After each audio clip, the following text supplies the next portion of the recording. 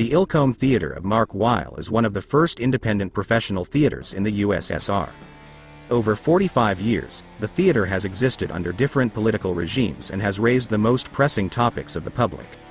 For this reason, the Ilkom Theatre was threatened with closure multiple times. The performances of the Ilkom Theatre have been presented at more than 43 international festivals in 25 countries of the world.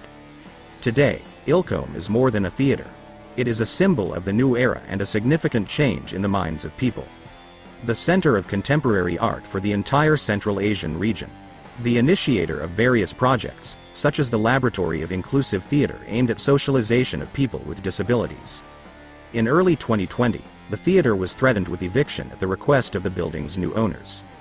Ilkom has no subsidies from the state, so the impending eviction meant closing the theater. This news shook Uzbekistan's cultural community.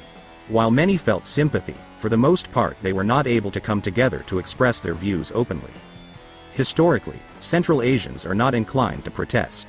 We are afraid to take the streets and to stand up for our rights, to express our opinions or grievances openly. The theater needed to find a form of civic expression in which people would not be afraid to speak out. So we found a neat solution. We created an interactive platform dedicated to saving the theater. This allowed us to consolidate people's voices in one place.